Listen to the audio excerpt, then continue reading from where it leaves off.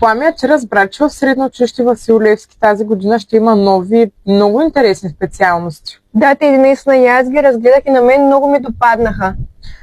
Ние сега завършваме, но се надявам седмокласниците наистина да вземат хубаво решение, защото това е от доста голямо значение за тяхното бъдеще.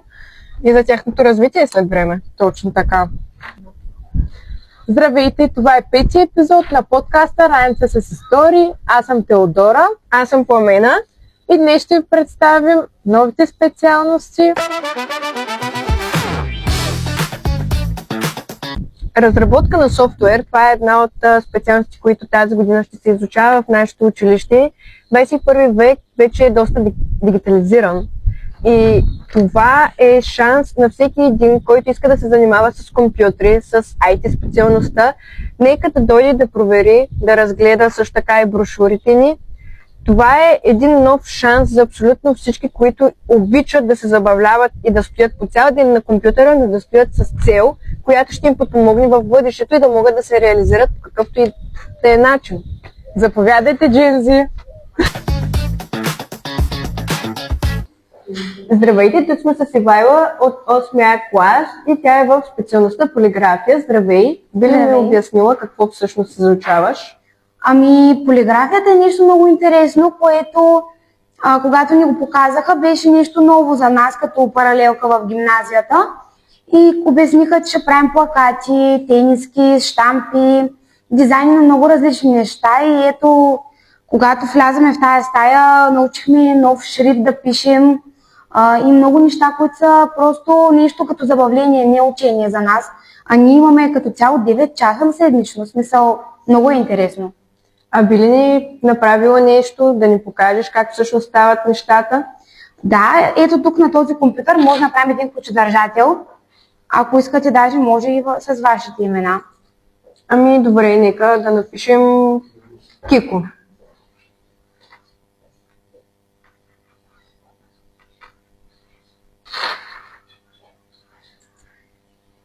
А колко време се изработва едно? Според зависи колко е голям мащаба на един ключодържател и от това зависи колко голям става за времето. А какво е най-интересното нещо, което сте изработвали? Направихме принтирахме букви с моливи, гумички и такива работи. Написахме литературен конкурс, като го сглобихме с лепило. Супер. Значи е интересна професията. Mm-hmm. Повече практика или повече учене има? Практика. Практика. Mm-hmm. А горе-долу запозната ли си след 12 клас? Матурата ти едната ще е български, другата ще е нещо такова. Горе-долу запозната ли си? Може би ще е нещо като да направим тип проект.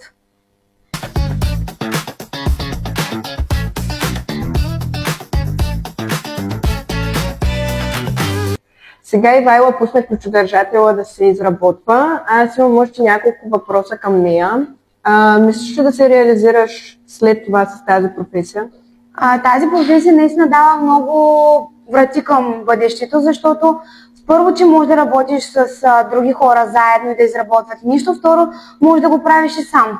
Може да имаш частен бизнес, който ти по зададения начин, който искат хората, може да изработваш техните неща. Какво всъщност би искала да изработиш? Един ден, може би, може да изработим цял шкаф. Цял шкаф? Mm-hmm.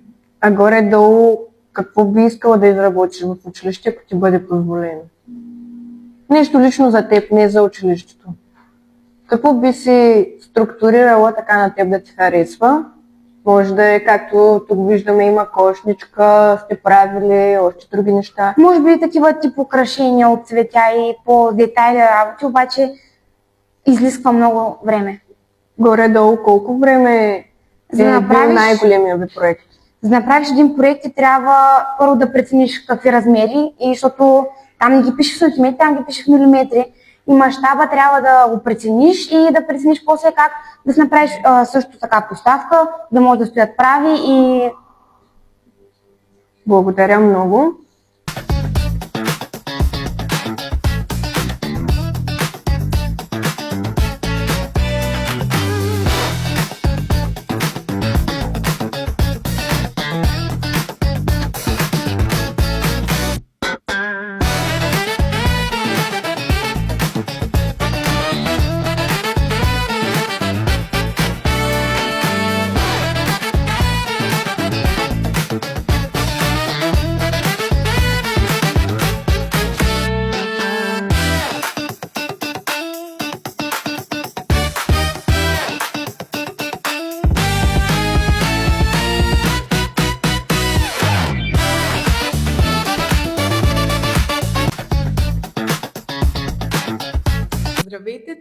с госпожа Тинка Стойчева, която води социални дейности в нашето училище и днес ще ви обясни по-подробно за тази специалност. Така, традиция в нашето училище е вече от 1 година съществува паралелката социални дейности и целта на целия учителски колектив и на хората, които работим в това училище. Винаги, когато говоря, се вълнувам, защото това е моето училище. Първо искам да кажа няколко думи, че от нашето училище са излезли много добри кадри, като професори, доценти, лекари, учители, хора, които са намерили една много добра реализация и са получили част от своите основи, от своето образование в нашето училище. Специалността социални дейности за мен е много специална професия, защото искаме нашите ученици, освен да ги научим на знания, да ги научим и на определени човешки добродетели, които като че ли малко в съвременния ден, в съвременната ситуация ни избягват. Искаме на учениците да са съпричастни с хората в неравностойно положение и да предоставят своите знания, умения и грижите след това в тази благородна професия в помощ на всички тези групи. Много често аз казвам на моите ученици, че една по-голяма част от своя живот те прекарват всеки един човек прекарва на работното си място. Така че на работа трябва да ходим с желание. Ако ние не извършваме работата си с желание, няма как да бъдем удовлетворени. Смятам, че професията, която ще получа тук в специално социални дейности, е свързана с грижата за хората, които действително имат нужда от тази грижа. Това са хора в неравностойно положение, това са възрастни хора в старчески домове, това са деца или майки в насилие. В нашата община се работи изключително много по социалната дейност. Имаме изключително развита социална дейност. Предстои в няколко близките 1-2 години да се разкрият доста работни места. Работи се по европейски проекти в общината, така че учениците, които ще завършат специално социална дейност, ще могат да се реализират и да намерят съответната работа. Предстои отговарянето на 3-4 жилища или къщички, как ги наричат, Долен чифлик, в Солник, мисля, не съм точно сигурна.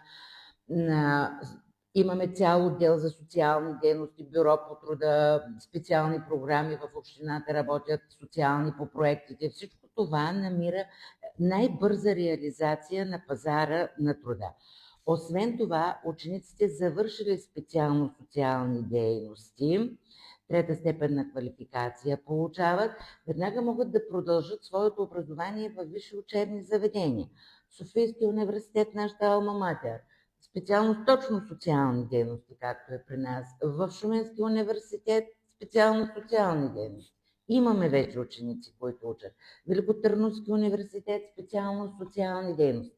Така че наред с професионалните знания и умения, които ще получат при нас, любовта да помогнеш на ближния, защото ако днес ние нямаме нужда, това не означава, че утре ние няма да сме на тяхното място или някой наш близък. Когато човек е по-състрадателен, когато човек обича човека до него и предлага от сърце помощта си, това означава, че и работата, която ще извършват социалните работници, защото те ще бъдат социални работници в сферата на социалните дейности, те ще бъдат организатори. Къде има нужда от социален асистент, къде да се разнесе топлата храна, къде да се помогне на възрастните хора, къде да се помогне на болните деца. Тоест, те ще са социалните организатори, хората, които ще извършват организацията в тези различни сфери на социална дейност. Искаме така да ги възпитаме, така да ги научиме, за да им покажем, че когато работим с любов, помагаме от сърце, човек се чувства удовлетворен от от трудовата дейност, която извършва и получава едно вътрешно човешко удовлетворение. Много ще желаем имаме огромното желание да могат повече деца от селищната ни система да се включат в нашата специално социални дейности. Надяваме се да станете част от нашата училищна общност. Довиждане!